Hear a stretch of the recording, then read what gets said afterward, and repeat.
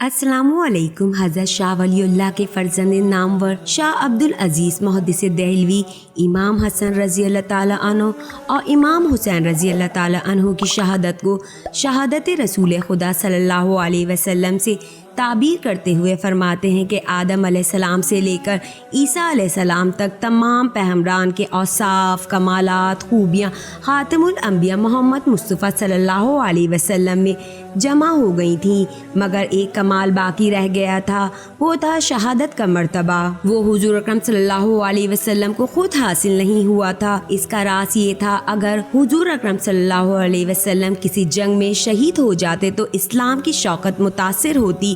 حکمت الہی اور کارسازی نے یہ پسند فرمایا کہ شہادت کا کمال بھی حضور اکرم صلی اللہ علیہ وسلم کو مل جائے۔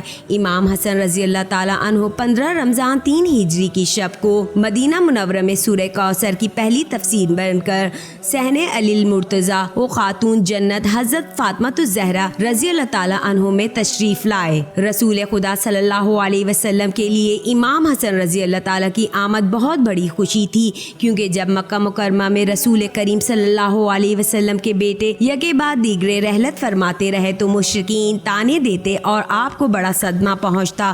مشرکین کو جواب کے لیے قرآن مجید میں سورۃ الکوثر نازل ہوئی، جس میں آپ کو خوشخبری دی گئی ہے کہ خدا نے آپ کو کثرت اولاد عطا فرمائی ہے اور مقتول نسل آپ صلی اللہ علیہ وسلم نہیں ہوں گے، بلکہ آپ صلی اللہ علیہ وسلم کا دشمن ہوگا۔ دنیا میں ہر انسان کی نسل اس کے بیٹے سے ہے، لیکن کائنات کی اشرف ترین ہستی سرور کونین حضرت محمد مصطفیٰ صلی اللہ علیہ وسلم کی نسل کا ذریعہ ان کی بیٹی حضرت فاطمہ الزہرا رضی اللہ تعالیٰ عنہ یعنی امام حسن رضی اللہ تعالیٰ عنہ اور امام حسین رضی اللہ تعالیٰ عنہ کو قرار دیا گیا۔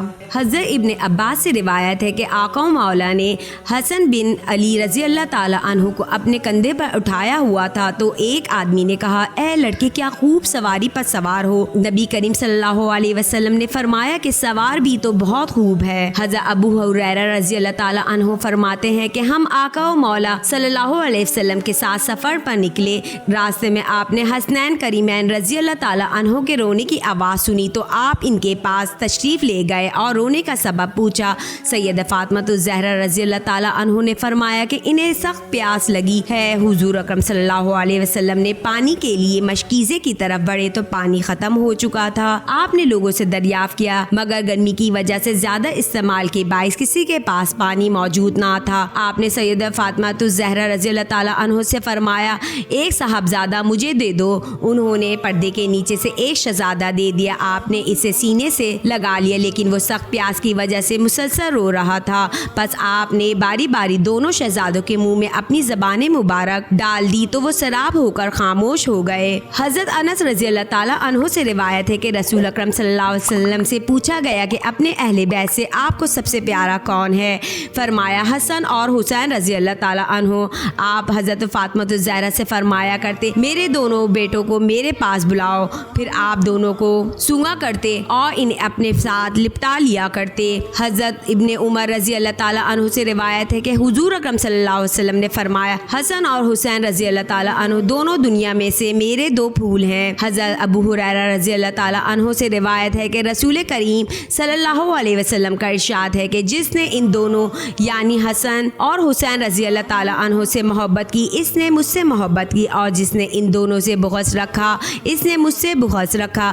حضرت ابن عباس رضی اللہ تعالیٰ عنہ سے روایت ہے کہ رسول کریم صلی اللہ علیہ وسلم نے فرمایا کہ میں تمہیں ان کے بارے میں نہ بتاؤں جو اپنے نانا نانی کے لحاظ سے سب لوگوں سے بہتر ہیں؟ کیا میں تمہیں ان کے بارے میں نہ بتاؤں جو اپنے چچا اور پھوپھی کے لحاظ سے سب لوگوں سے بہتر ہیں؟ کیا میں تمہیں ان کے بارے میں نہ بتاؤں جو اپنے ماں باپ کے اعتبار سے سب لوگوں سے بہتر ہیں؟ وہ حسن اور حسین رضی اللہ تعالیٰ عنہ ہیں۔ سید فاطمہ الزہرا رضی اللہ تعالیٰ عنہ سے روایت ہے کہ وہ حضرت حسن اور حضرت حسین رضی اللہ تعالیٰ عنہ کو رسول کریم صلی اللہ علیہ وسلم کے مرض الوصال کے دوران آپ صلی اللہ علیہ وسلم کی خدمت میں لائیں اور عرض کی، یا رسول اللہ صلی اللہ علیہ وسلم، انہیں اپنی وراثت میں سے کچھ عطا فرمائے फरमाया, रसूल करीम सल्लल्लाहु अलैहि वसल्लम ने फरमाया, हसन मेरी हैबत और सरदारी का वारिस है और हुसैन मेरी जुर्रात और सखावत का वारिस है। इमाम हसन रजी अल्लाह ताला अन्हु ने 7 साल और कुछ महीने तक अपने नाना रसूल खुदा सल्लल्लाहु अलैहि वसल्लम का ज़माना देखा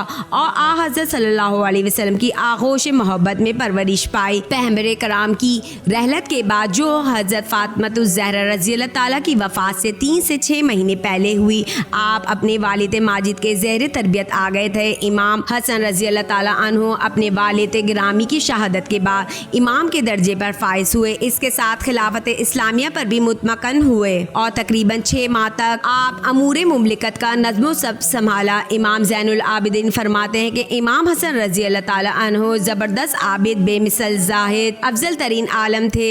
आपने जब भी हज फरमाया, पैदल फरमाया, कभी भी पाबरहना हज के लिए जाते थे। आप अक्सर याद खुदाबंदी में गरिया करते थे। जब आप वज़ू करते तो आपके चेहरे का रंग जर्द हो जाया करता था और जब नमाज के लिए खड़े होते थे तो बैत की मसल कांपने लगते थे।